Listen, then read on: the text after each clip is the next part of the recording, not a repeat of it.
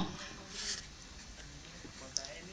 بڑی خوشی کی بات ہے کہ سیرت النبی کمیٹی کی جانب سے آج کا یہ جلسہ منعقد ہے، جس میں ہم تمام رسول اکرم حضور خاتم النبیین حضرت احمد مجتبی محمد مصطفیٰ صلی اللہ علیہ وسلم کی نورانی سیرت اور آپ کی پاکیزہ زندگی کے واقعات و تعلیمات سننے کے لیے یہاں جمع ہوئے ہیں۔ میں اس کمیٹی کا، اس کے منتظمین کا اور بالخصوص جناب کوثر صاحب، جناب وسیع نعمانی صاحب اور جناب ایم اے حق صاحب کا شکر گزار ہوں کہ انہوں نے اس جلسے میں مجھے یاد فرمایا۔ یہ شکریہ رسمی نہیں بلکہ اس فرمان کے تحت ہے کہ من لم یشکر الناس لم یشکر اللہ، جو انسانوں کا شکر گزار نہ ہو اس کو شکر الہی کی بھی توفیق نہیں ملتی۔ بڑی ناسپاسی ہوگی اگر میں اس وقت مشہور مفسر قرآن پدما بھوشن حضرت مولانا عبدالکریم پارک صاحب رحمۃ اللہ علیہ کے سب سے چھوٹے بیٹے جناب عبدالمجید پارک صاحب کا ذکر نہ کروں۔ موصوف محترم ہی یہاں میری حاضری کا اصل سبب اور محرک ہیں۔ اللہ رب العزت نے ان کو بھی خوب نوازا ہے۔ آج ایک مسجد میں نماز جمعہ سے پہلے ان کی تقریر سن کر بہت خوشی ہوئی۔ اللہم زد فزد۔ عبدالمجید پارک صاحب نے فون پر بتلایا کہ اس جلسے میں ہمارے دوسرے بھائی اور برادران وطن بھی شریک ہوں گے۔ واقعہ تو یہ ہے کہ ہمارے، ان کے اور سب کے نبی ایک ہیں۔ ہم جس نبی کی یاد میں جمع ہیں اس ہستی نے ارشاد فرمایا کلکم من بنی آدم، تم سب آدم کی اولاد ہو، تمہارا رب ایک ہے، وَأَنَّ أَبَاكُمْ وَاحِدٌ، اور تمہارا باپ ایک ہے، خلقکم من نفس واحدہ، اس نے تم سب کو ایک جان سے پیدا کیا، وخلق منہا زوجہا، اور اسی سے اس کا جوڑا بنایا، وبث منہما رجالا کثیرا ونساء، پھر ان دونوں سے بہت سے مرد و عورت پیدا فرما کر روئے زمین پر پھیلا دیے۔ ایک طرف یہ دنیا ایک محلہ بن گئی ہے اور دوسری طرف انسانوں کے بیچ کمیونیکیشن گیپ بہت بڑھتا جا رہا ہے کہ ایک بلڈنگ، ایک اپارٹمنٹ میں رہتے ہوئے بھی ایک دوسرے کو جانتے پہچانتے نہیں۔ اللہ تبارک و تعالی رب العالمین ہے، رب المسلمین کی حیثیت سے اس کا تعارف کرانا اس کی شان کو گھٹانا ہے۔ اس نے اپنے آخری رسول کو رحمت للعالمین بنایا۔ آپ تمام انسانیت کے لیے رسول ہیں۔ اللہ کی ذات رب العالمین ہے، مانو تب بھی وہ رب ہے اور نہ مانو تب بھی وہ رب ہے۔ جو مانے اس کو بھی دیتا ہے اور جو نہ مانے اس کا بھی دانہ پانی بند نہیں کرتا۔ سیکولر گورنمنٹ صرف اسی کی ہے۔ آپ سے پہلے جو نبی آئے ان سب کا دائرہ عمل، ان کا سرکل محدود و مختصر تھا۔ کوئی کسی خاص علاقے کے لیے تھا، کوئی کسی خاص قوم کے لیے تھا۔ جیسے حضرت موسیٰ علیہ السلام بنی اسرائیل کے لیے اللہ کے رسول تھے، کوئی کسی خاص تعداد کے لیے نبی تھے، جیسے فرمایا وَأَرْسَلْنَاهُ إِلَى مِئَةِ أَلْفٍ أَوْ يَزِيدُونَ، کہ ہم نے حضرت یونس کو 1,00,000 سے کچھ زائد انسانوں کے لیے رسول بنایا۔ کسی کے مخاطب دنیا کے سارے انسان نہیں تھے، العیاذ باللہ۔ اس سے کسی نبی کی توہین و تنقیص مقصود نہیں ہے۔ ہم کسی نبی کی شان میں کمی کریں تو ہمارا ایمان برباد، اسلام غارت، نبیوں کے درجات میں فرق ضرور ہے، تلک الرسل فضلنا بعضهم علی بعض، لیکن ہم ایمان لانے میں نبیوں کے درمیان فرق نہیں کرتے. لا نفرق بین احد من رسلی، ہم رسولوں کے درمیان کوئی فرق نہیں کرتے. فرمایا منہم من قصصنا علیک ومنہم من لم نقصص علیک، ہم نے بہت سے نبیوں کے قصے آپ کے سامنے بیان کیے اور بہت سے نبیوں کے واقعات بیان نہیں کیے. جن کو جانتے ہیں ہم ان کو بھی مانتے ہیں، اور جن کو نہیں جانتے ان پر بھی ایمان رکھتے ہیں. اور ہم کو تو یہاں تک تعلیم دی گئی کہ وَلَا تَسُبُّوا الَّذِينَ يَدْعُونَ مِن دُونِ اللَّهِ فَيَسُبُّوا اللَّهَ عَدْوًا بِغَيْرِ علم، کہ جو لوگ اللہ کے علاوہ دوسروں کو پکارتے ہیں تو ان کو برا نہ کہنا، ورنہ وہ جہالت و نادانی سے اللہ کی شان میں گستاخی کریں گے اور تم اس کا سبب بنو گے. خیر، تو میں عرض یہ کر رہا تھا کہ جب اللہ تبارک و تعالی نے اپنے آخری رسول کو بھیجا تو فرمایا وَمَا أَرْسَلْنَاكَ إِلَّا رَحْمَةً لِّلْعَالَمِينَ، میں رب العالمین ہوں، میں نے آپ کو رحمت للعالمین بنایا. وَمَا أَرْسَلْنَاكَ إِلَّا كَافَّةً لِّلنَّاسِ بَشِيرًا وَنَذِيرًا، ہم نے آپ کو تمام انسانوں کے لیے خوشخبری سنانے والا اور عذاب سے ڈرانے والا بنا کر بھیجا ہے. اور فرمایا قُلْ يَا أَيُّهَا النَّاسُ إِنِّي رَسُولُ اللَّهِ إِلَيْكُمْ جَمِيعًا الَّذِي لَهُ مُلْكُ السَّمَاوَاتِ وَالْأَرْضِ، اے پیغمبر آپ بھی اعلان کر دیجئے دنیا کے انسانوں سن لو، میں تم سب کے لیے اللہ کا رسول ہوں. وہ اللہ جس کی بادشاہی آسمان و زمین میں ہے اور کائنات کا کوئی ذرہ اس کی حکومت سے خارج و باہر نہیں. اور فرمایا تبارک الذی نزل الفرقان على عبده ليكون للعالمین نذیرا. بابرکت ہے وہ اللہ جس نے اپنے خاص بندے محمد پر حق و باطل میں فرق کرنے والی کتاب فرقان یعنی قرآن نازل فرمایا تاکہ وہ تمام انسانوں کے لیے اللہ کا نوٹس جاری کر دے. تو خوشی کی بات ہے کہ ہم سب یہاں جمع ہیں.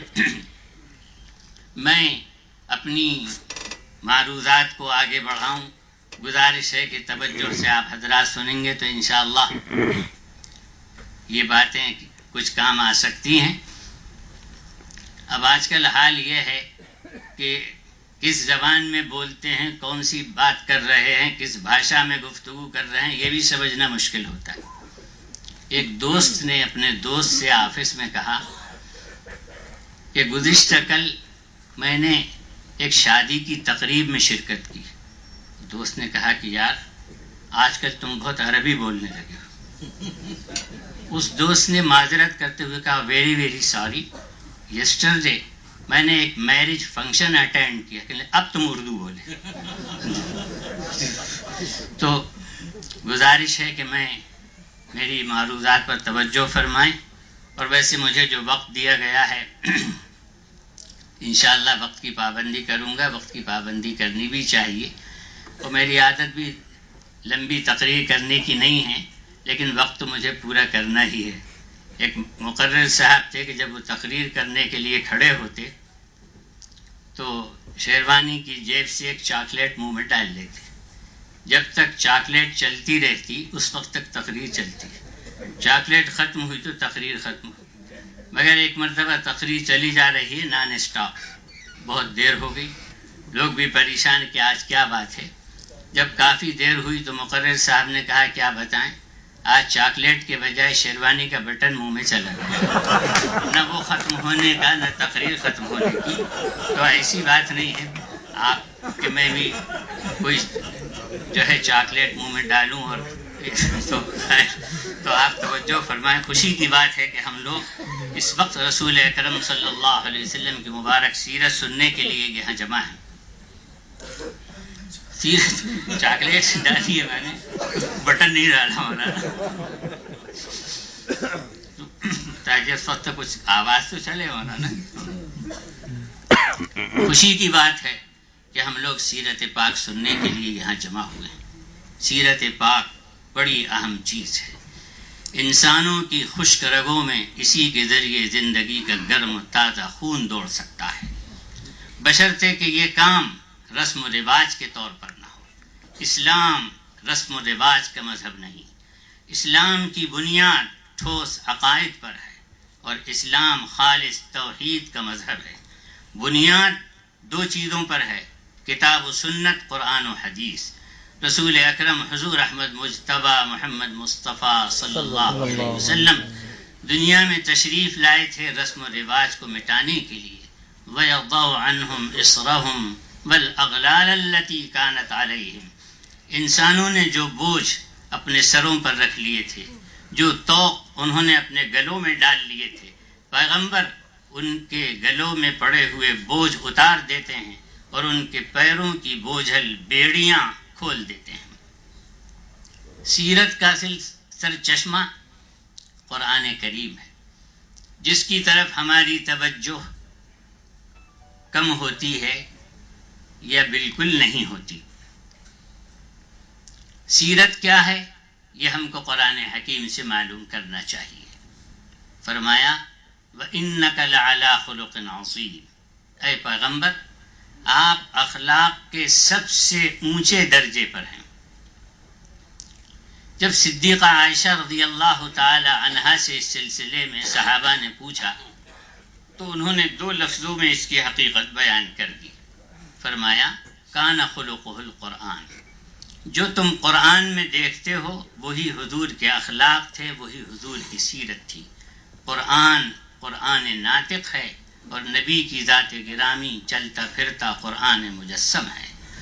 جو چیز قرآن میں قال ہے وہ ذات نبوی میں حال ہے. جس طرح قرآن عالمگیر دستور حیات ہے، اسی طرح یہ سیرت بین الاقوامی سیرت ہے. کسی نے صحیح کہا ہے کہ بدعت لوکل ہوتی ہے اور سنت انٹرنیشنل ہوتی ہے. یہ شخصی سیرت نہیں بلکہ بین الاقوامی سیرت ہے. قرآن کے متعلق صاحب سیرت رسول اکرم صلی اللہ علیہ وسلم نے ارشاد فرمایا لا ينقضی عجائبہ. قرآن کے عجائبات کبھی ختم نہیں ہو سکتے، اس کے علوم و معارف کبھی ختم نہیں ہو سکتے. اسی طرح سیرت کے عجائبات کبھی ختم نہیں ہو سکتے. آج سائنس اور لیٹسٹ ٹیکنالوجی کی بنیاد پر دنیا کہیں سے کہیں پہنچ گئی اور کل وہ کہاں پہنچے گی معلوم نہیں، لیکن وہ کہیں بھی پہنچ جائے انسانوں کی اصلاح فلاح و کامیابی کے لیے اسی سیرت کی ضرورت ہے اور اسی سیرت کی ضرورت رہے گی. قرآن و سیرت یہ الگ الگ نہیں ہیں، ایک دوسرے سے جدا نہیں ہو سکتے. قرآن کا فرمان نبی کا فرمان ہے اور نبی کا فرمان قرآن کا فرمان ہے.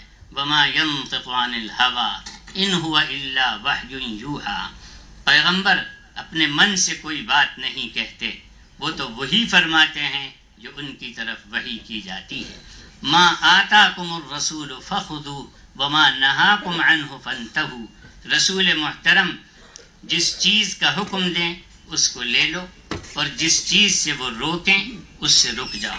من یطع الرسول فقد اطاع اللہ. جس نے رسول کی بات مانی اس نے حقیقت میں اللہ کی بات مان لی.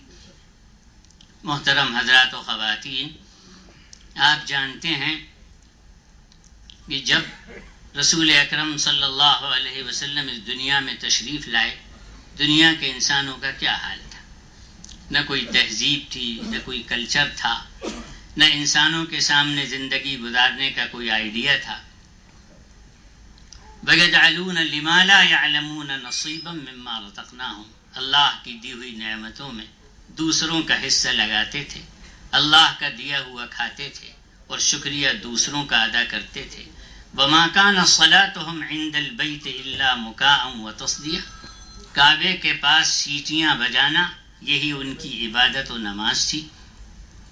ہر شخص نفس کا بندہ، نفس کا غلام تھا۔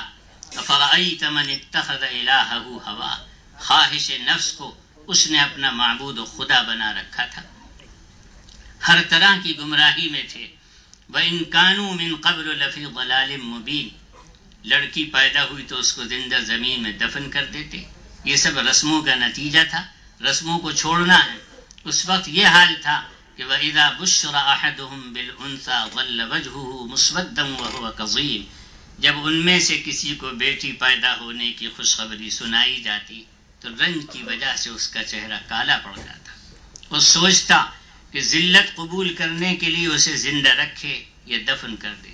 اَيُمْسِكُهُ عَلَىٰ هُونٍ أَمْ يَدُسُّهُ فِي التُّرَابِ، دنیا کے انسان جہنم کے کنارے کھڑے ہوئے تھے اور اس پہ گرنے والے تھے۔ وَكُنْتُمْ عَلَىٰ شَفَا حُفْرَةٍ مِّنَ النَّارِ، اور کہتے تھے کہ مَا هِيَ إِلَّا حَيَاتُنَا الدُّنْيَا نَمُوتُ وَنَحْيَا وَمَا يُهْلِكُنَا إِلَّا الدَّهْرُ، ہماری زندگی صرف دنیا کی زندگی ہے، یہاں آتے ہیں، کماتے کھاتے ہیں اور مر کے چلے جاتے ہیں، زمانہ ہم کو ہلاک کر دیتا ہے۔ دنیا کے انسانوں کا ایسا حال تھا۔ ایسے سماج، ایسی سوسائٹی اور ایسے بگڑے ہوئے انسانوں کی اصلاح کے لیے رسول اکرم سرور عالم صلی اللہ علیہ وسلم نے معجزانہ اسلوب اختیار فرمایا، مثالوں سے سمجھایا اور ہر چیز کا ایک نیا مطلب بتلایا، ظاہری مفہوم بدل کر اس میں حقیقت کی روح پھونک دی۔ دنیا ایک چیز کا مطلب کچھ سمجھ رہی تھی اور پیغمبر نے اس کا مطلب کچھ اور بتلایا۔ مثلاً آپ نے فرمایا، جانتے ہو پہلوان کون ہے؟ ساتھیوں نے کہا، صحابہ نے عرض کیا، یا رسول اللہ، پہلوان وہ ہے جو زیادہ طاقتور ہو، جو کشتی جیت جائے، جو سامنے والے کو اٹھا کر پٹک دے، وہ پہلوان ہے۔ آپ نے فرمایا، پہلوان وہ نہیں، انما الشدید الذی یملک نفسہ عند الغضب، پہلوان وہ ہے جو غصے کے وقت اپنے نفس کو پچھاڑ دے، غصے کے وقت اپنے نفس پر کنٹرول رکھے، غصے کو پی جائے۔ فرمایا وہ پہلوان ہے۔ فرمایا مہاجر وہ نہیں ہے جو گھر بار چھوڑ دے، اپنا وطن چھوڑ دے۔ فرمایا مہاجر وہ ہے، المہاجر من ہجر ما نہی اللہ عنہ، مہاجر وہ ہے جو ان چیزوں کو چھوڑ دے جن کو چھوڑنے کے لیے اللہ نے فرمایا ہے، وہ مہاجر ہے۔ آج لوگوں نے فساد کا نام جہاد رکھ لیا، موقع نہیں ورنہ بتاتا کہ اصل جہاد کس کو کہتے ہیں۔ پیغمبر نے فرمایا مجاہد وہ نہیں ہے جو تلوار لے کر چل پڑے، جو خون بہائے، جو قتل و غارت گری کرے، جو خون سے زمین کو رنگین کر دے۔ فرمایا وہ مجاہد نہیں ہے۔ مجاہد کون ہے؟ المجاہد من جاہد نفسہ فی طاعت اللہ، مجاہد وہ ہے جو اللہ کی اطاعت میں اپنے نفس سے جہاد کرتا ہے، وہ مجاہد ہے۔ فرمایا جانتے ہو مالدار کون ہے؟ فرمایا مالدار وہ نہیں جس کے پاس بہت زیادہ مال ہو، غنى النفس، مالدار وہ ہے جس کا دل مالدار ہو، جس کو قناعت والی زندگی نصیب ہو گئی۔ فرمایا وہ مالدار ہے۔ آپ نے صحابہ سے پوچھا، جانتے ہو غریب و مفلس کس کو کہتے ہیں؟ اتدرون ما المفلس؟ صحابہ نے عرض کیا، یا رسول اللہ، مفلس و غریب وہ ہے جس کے پاس روپیہ پیسہ نہ ہو، درہم و دینار نہ ہو، وہ مفلس ہے۔ آپ نے فرمایا نہیں، مفلس وہ نہیں ہے جس کے پاس روپیہ پیسہ نہ ہو، بینک بیلنس نہ ہو، پراپرٹی جائیداد نہ ہو، وہ مفلس و غریب نہیں ہے۔ فرمایا مفلس وہ ہے جو کل قیامت میں نیکیوں کے انبار لے کر آئے گا، اس کے پاس نیکیوں کی بڑی لسٹ ہوگی، لیکن اس نے دنیا میں کسی کو گالی دی ہوگی، کسی کا حق غصب کیا ہوگا، کسی کا مال ناجائز دبایا ہوگا، کسی کی زمین پر قبضہ کیا ہوگا، کسی کی عزت پر حملہ کیا ہوگا۔ کل قیامت میں یہ سارے حق والے کھڑے ہو جائیں گے اور حق مانگیں گے، اور حق دینے کے لیے کرنسی کی ضرورت ہے۔ آخرت کے مارکیٹ میں روپیہ، پیسہ، ڈالر، ریال کی کرنسی نہیں چلے گی، وہاں تو نیکیوں کی کرنسی چلے گی۔ اس شخص کی نیکیاں ان حق والوں کو دے دی جائیں گی، اور جب نیکیاں ختم ہو جائیں گی اور حق والے باقی رہیں گے، حضور فرماتے ہیں ان کے گناہ اس شخص کے سر پر رکھ دیے جائیں گے اور یہ جہنم میں جائے گا۔ فرمایا میری امت کا مفلس وہ شخص ہوگا۔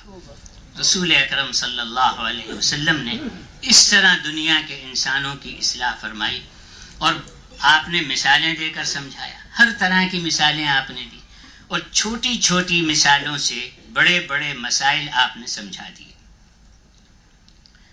آپ نے فرمایا بتاؤ اگر دو بھوکے بھیڑیے بکریوں کے ریوڑ میں گھس جائیں تو وہ بکریوں کو کس قدر نقصان پہنچائیں گے؟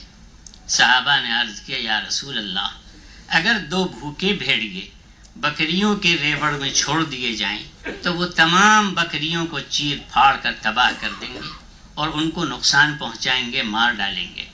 آپ نے فرمایا جس طرح دو بھوکے بھیڑیے بکریوں کو تباہ و برباد کر دیتے ہیں، اسی طرح حسد و حرص انسان کی نیکیوں کو تباہ و برباد کر ڈالتے ہیں۔ حرص کیا ہے؟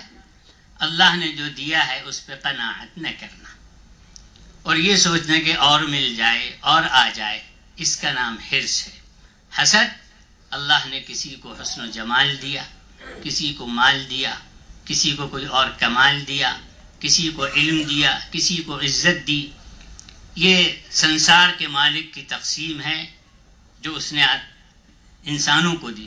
اب کسی سے جلنا اور یہ چاہنا کہ یہ چیزیں مجھے ملیں نہ ملیں مگر سامنے والے کے پاس بھی نہ رہیں، اس کا نام حسد ہے۔ اور فرمایا ایاکم والحسد فإن الحسد یأکل الحسنات کما تأکل النار الحطب۔ حسد سے بچو، حسد انسان کی نیکیوں کو اس طرح کھا جاتا ہے جس طرح آگ لکڑی کو جلا کر راکھ کر دیتی ہے۔ ابھی سراج صاحب نے اور جناب وسیع صاحب نے بھی معاشرے اور ماحول کے تعلق سے کہا، انسان اس دنیا میں تنہا نہیں رہ سکتا، اس کو سوسائٹی کی ضرورت ہے، سماج کی ضرورت ہے، مگر اس کا فرینڈ سرکل کیسا ہونا چاہیے، کیسے لوگوں میں وہ بیٹھے اٹھے، اس کے لیے حضور نے ایک بڑی پیاری مثال دی ہے۔ فرمایا اچھے آدمی کی دوستی اور اچھے آدمی کے پاس بیٹھنے اٹھنے کی مثال ایسی ہے جیسے کوئی عطر پرفیوم بیچنے والے کے پاس بیٹھ گیا۔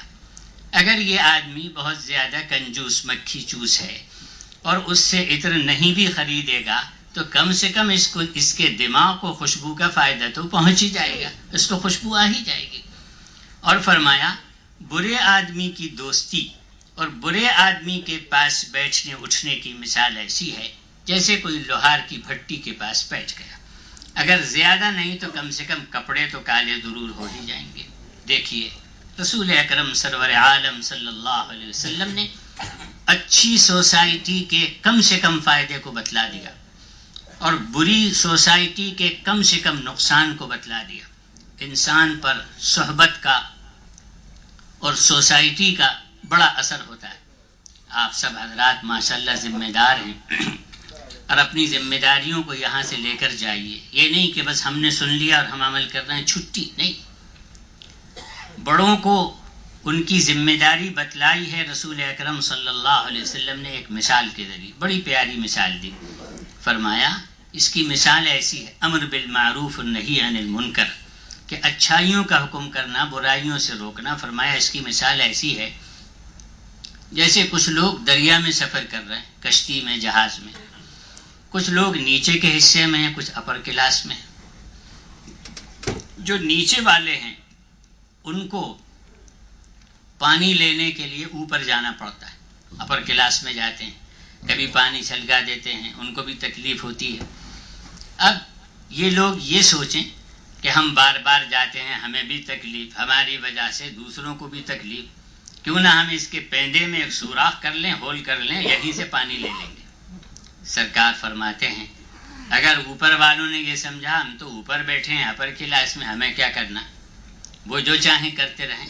سرکار فرماتے ہیں اگر بڑوں نے، اوپر والوں نے نیچے والوں کا ہاتھ نہیں پکڑا اور جو طوفان آئے گا، جہاز ڈوبے گا، تو نہ نیچے والے بچیں گے نہ اوپر والے بچیں گے، سب کے سب۔ اس لیے آپ حضرات اپنی ذمہ داریوں کو محسوس کریں اور ان ذمہ داریوں کو پورا کریں۔ ان مثالوں کے ذریعے اور اس طرح جو دنیا کی اصلاح فرمائی رسول اکرم صلی اللہ علیہ وسلم نے، ایسا معاشرہ اور ایک ایسا سماج وجود میں آیا جس کی مثال نہیں ملتی۔ پھر انسان کیسے بدلے؟ ایسے بدلے کہ وہ اپنی جان کھو کر دوسروں کی زندگی بچاتے تھے۔ اپنی زندگی سے زیادہ ان کو دوسروں کی زندگی عزیز تھی۔ اپنے مفاد پر دوسروں کا مفاد مقدم رکھتے تھے۔ ایسے لوگ پیدا ہوئے۔ یہ صرف ویسی بات نہیں ہے بلکہ تاریخ میں سب موجود ہے۔ جنگ یرموک کے موقع پر ایک صحابی اپنے بھائی کی تلاش میں نکلے، سوچا کہ بھائی جو ہے وہ زخمیوں میں ہوں گے، تو پانی بھی انہوں نے لے لیا۔ بھائی نظر آ گئے، زخموں سے نڈھال تھے۔ جب پانی کا گلاس پیش کیا تو زخمی بھائی نے اپنے زخمی بھائی کی طرف اشارہ کیا۔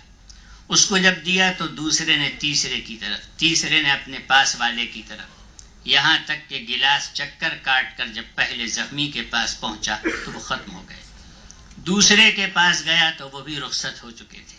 تمام زخمی پیاسے دنیا سے چلے گئے، لیکن دنیا کے انسانوں کے لیے ایک نمونہ چھوڑ گئے۔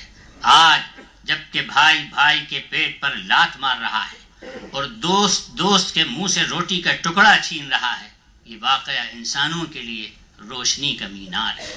یہ اللہ کی قدرت تھی جس نے ان کے دلوں کو جوڑ دیا اور ان کے اندر الفت و محبت پیدا کر دی۔ فرمایا لو انفقت ما فی الارض جميعا ما الفت بین قلوبهم فرمایا اگر تم روئے زمین کے سارے خزانے خرچ کر دیتے تو ان کے دلوں کو جوڑ نہیں سکتے تھے۔ یہ اللہ کی قدرت تھی کہ اس نے ان کے دلوں میں الفت و محبت پیدا کر دی۔ یہ وہ لوگ تھے، کون؟ اہل مکہ، اہل عرب، جو کہتے تھے کہ ہم پہاڑوں سے چھلانگ لگا دیں گے مگر ایمان نہیں لائیں گے، ہم سمندروں میں کود کر جان دے دیں گے مگر اسلام میں داخل نہیں ہوں گے۔ وہ اسلام میں کیا داخل ہوتے؟ اسلام ان کے اندر داخل ہو گیا، اور رسول اکرم صلی اللہ علیہ وسلم کے اخلاق کے سامنے سب نے اپنی گردنیں جھکا دی۔ تاریخ تو یہ کہتی ہے کہ بدر میں ابو جہل کو قتل کیا۔ عجیب، ابو جہل کو اخلاق نبوی نے پہلے ہی قتل کر دیا تھا۔ بدر میں تو صحابہ نے اس کی لاش گرائی تھی۔ ابو جہل، ابو لہب، یہ کون تھے؟ حضور کے سگے رشتہ دار تھے، مگر اخلاق کا جواب دینے سے وہ عاجز تھے۔ ہم لوگ جو اس وقت یہاں جمع ہیں سیرت پاک سننے کے لیے، تو یہ بھی یاد رکھیے حق صاحب چلے گئے، ورنہ وہ بات آ جائیں گے اور ڈر لگتا ہے۔ حق صاحب فوراً بریک لگاتے ہیں، بھائی اتنا وقت دیا تو چلیے، میں سمجھا چلے گئے۔ اللہ تعالیٰ ان کی عمر میں برکت دے، آپ لوگ بھی آمین۔ جی تو حضور کی جو سیرت ہے وہ عملی سیرت ہے، پریکٹیکل زندگی ہے۔ دیکھیے، لیکچر دینا آسان ہے، عمل کرنا بڑا مشکل ہے۔ لچھے دار تقریریں کرنے والے گفتار کے غازی مل جائیں گے، لیکن کردار کے دھنی ملنا مشکل ہے۔ مزدوروں کے لیے قانون بنانا آسان ہے، مگر مزدوروں کی طرح کام کر کے دکھانا بڑا مشکل ہے۔ پارلیمنٹ اور کسی اسمبلی کے صوفوں و قالینوں پر بیٹھ کر کسانوں و مزدوروں کی فلاح و بہبودی کی اسکیم تیار کرنا آسان ہے، مگر مزدوروں کسانوں کی طرح کام کر کے دکھانا یہ بڑا مشکل ہے۔ یہ آپ حضور کی سیرت میں دیکھیں گے کہ آپ نے جو کچھ ارشاد فرمایا اس پر دنیا کے انسانوں کو عمل کر کے دکھایا۔ غزوہ خندق میں صحابہ اکرام خندق کھود رہے تھے اور 40 ہاتھ لمبی خندق کھودنا 10 صحابہ کے ذمہ تھا، اور صحابہ کے ساتھ حضور بھی بنفس نفیس خندق کھودنے کے کام میں لگے ہوئے تھے۔ بھوک اور تکلیف کا یہ عالم تھا کہ پیٹ پر پتھر بندھے ہوئے تھے۔ ایک صحابی بارگاہ رسالت میں حاضر ہوئے اور عرض کیا، یا رسول اللہ دیکھیے پیٹ پر پتھر بندھا ہوا ہے۔ حضور نے اپنا پیراہن اٹھا دیا، کپڑا ہٹا دیا. صحابہ کہتے ہیں کہ ہم نے دیکھا سب کے پیٹ پر ایک پتھر، مگر حضور کے پیٹ پر 2 پتھر بندھے ہوئے تھے. آج ہم کو میٹھا کھانے کی سنت خوب یاد ہے، مگر ایسی سنتوں کا نہ ذکر کرتے اور زندہ کرنا تو کچھ ذکر ہی نہیں کرتے. ہاں کہیں گے میٹھا کھانا سنت ہے، بڑے زور سے کہیں گے. قیلولہ کرنا سنت ہے، اور اب تو قیلولہ کیا ہوتا ہے، اچھا خاصا لیلولہ ہوتا ہے. دشمنوں کو معاف کرنے کی باتیں کرنا آسان ہے، لیکن جان کے دشمن، خون کے پیاسوں کو معاف کرنا یہ بڑا مشکل ہے. ایک زمانہ تھا جب دنیا کہتی تھی کہ ہم اینٹ کا جواب پتھر سے دیں گے. آج کی مہذب دنیا، انسانیت کا دم بھرنے والی دنیا کہتی ہے ہم اینٹ کا جواب پتھر سے نہیں، ہم اینٹ کا جواب ایٹم سے دیں گے. حضور چاہتے تو اینٹ کا جواب پتھر سے نہیں، پہاڑوں سے دے سکتے تھے. فرشتے آ گئے اور عرض کیا یا رسول اللہ اجازت ہو تو پہاڑوں کو ملا دوں، یہ سب ختم ہو کر رہ جائیں گے.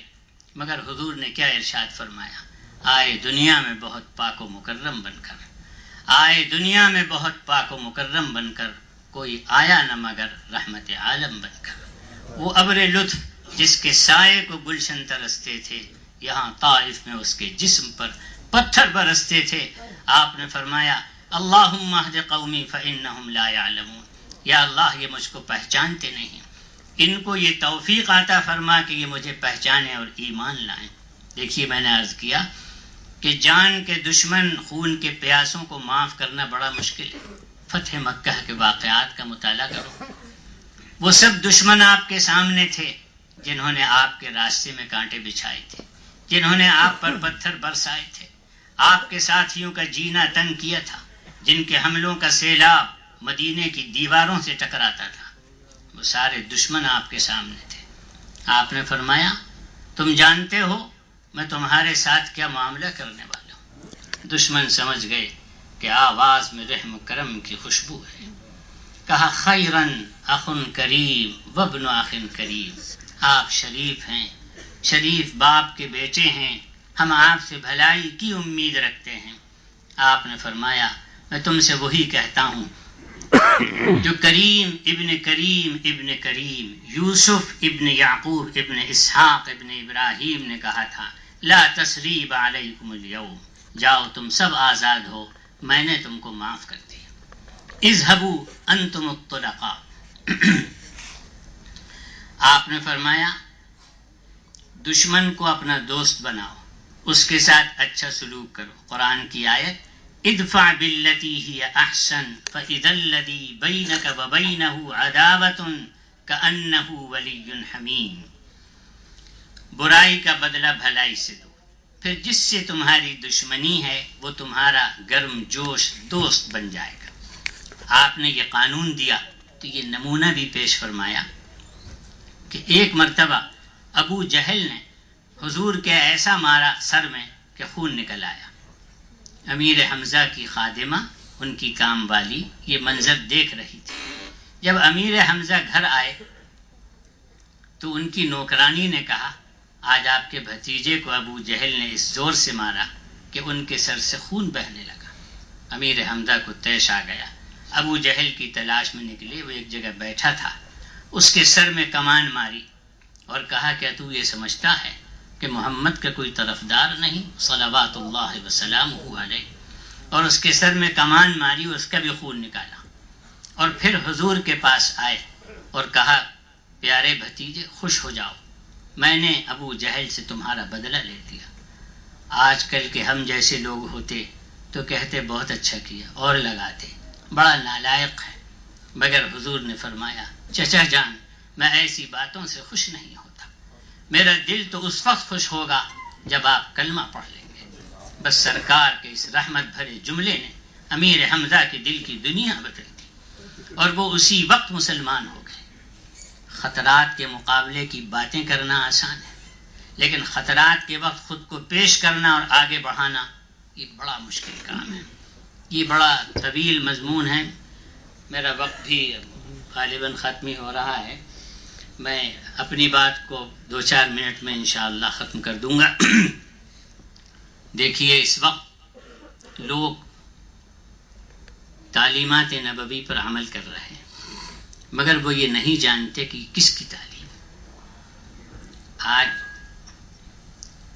تعلیم کو اہمیت دی جاتی ہے لیکن یہ کس نے کہا کہ فرشتوں پر انسان کی برتری و بڑائی کا راز یہ ہے کہ انسان کے پاس فرشتوں سے زیادہ علم ہے. کس نے کہا؟ حضور پر جو پہلی وحی نازل ہوئی کیا تھی؟ اقرأ بسم ربک الذی خلق خلق الانسان من علق. اس میں پڑھنے پڑھانے کی بات کہ پڑھیے، پڑھنا جاری رکھیے. علم اور قلم کا تذکرہ ہے. آج دنیا جو علم کی بات کرتی ہے یہ حضور ہی کا طفیل ہے، یہ آپ کا صدقہ ہے. آج علم کے نام پر، تعلیم کے نام پر، تحقیق اور ریسرچ کے نام پر کتنے ادارے ہیں، کتنی یونیورسٹیز ہیں، مگر آج علم سے وہ پھل نہیں مل رہا جو پہلے ملا کرتا تھا. وہ اخلاق پیدا نہیں ہو رہے جو پہلے ہوا کرتے تھے. آج کے علم سے انسان نے پرندوں کی طرح ہوا میں اڑنا سیکھ لیا اور مچھلی کی طرح اس کو پانی میں تیرنا آ گیا، لیکن وہ انسان بن کر زمین پر چلنا بھول گیا. اکبر الہ آبادی نے فرمایا جہل خرد نے دن یہ دکھائے، رہ گئے انسان بڑھ گئے سائے. اس میں علم کا قصور نہیں بلکہ قصور صرف اس بات کا ہے کہ ان علوم کا رشتہ نبی اکرم صلی اللہ علیہ وسلم کے علم سے کٹ گیا. آج مدارس کی تعداد میں بھی کمی نہیں، علماء کی تعداد میں اضافہ ہے، مگر کیا حال ہے جی کہ تحسبهم جميعا وقلوبهم شتى. جو غیروں کا حال تھا ہم خود اس صورتحال کا شکار ہیں. علم سے تواضع و عاجزی آنی چاہیے تھی، وہ آج نہیں ہے. علم تو شیطان کے پاس بھی کم نہیں تھا، بہت علم تھا، لیکن جو علم کا مقصد ہے وہ آج حاصل ہونا چاہیے. آج دنیا امن و شانتی کی بات کرتی ہے، پیس کی، سلامتی کی بات کرتی ہے، لیکن پیس کا، شانتی کا پیغام سب سے پہلے کس نے دیا؟ یہ کس نے تعلیم دی، کس نے بتلایا کہ واللہ یدعو الی دار السلام، جنت سلامتی کا گھر ہے. اگر شانتی، سلامتی حاصل ہے تو انسان ہر قسم کے حالات کا مقابلہ کر سکتا ہے. امن و سلامتی حاصل ہے تو دولت سے فائدہ اٹھا سکتا ہے. امن و سلامتی حاصل ہے تو رنج و غم میں انسان کو کیسے رہنا ہے وہ مقابلہ کر سکتا ہے. پیغمبر نے جو السلام علیکم کی تعلیم دی اس کا بدل نہیں.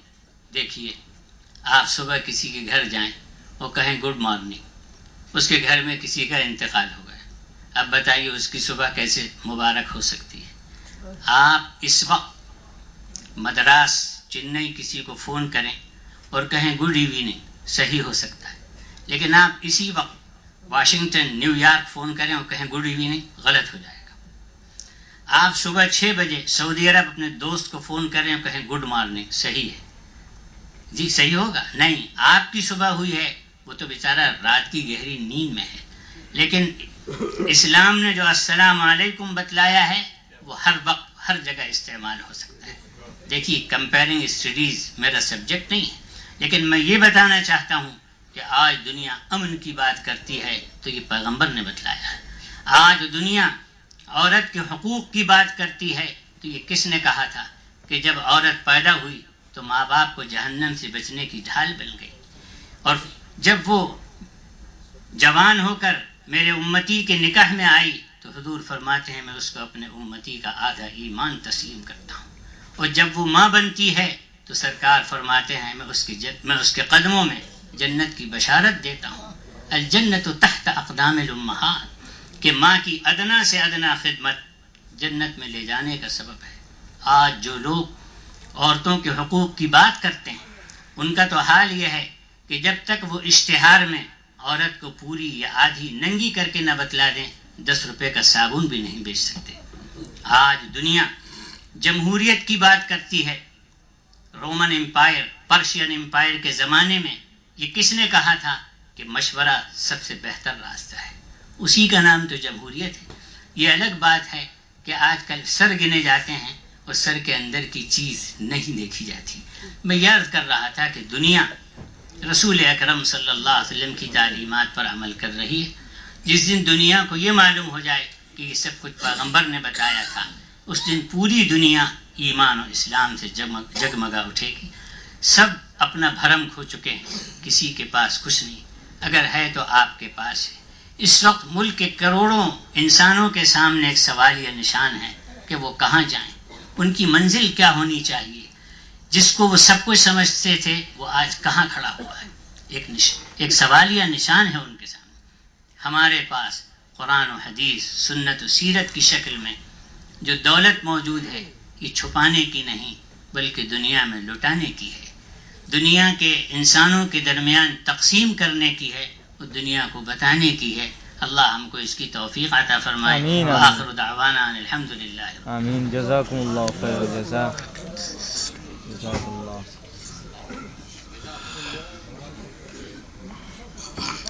جزاکم اللہ. میں بے حد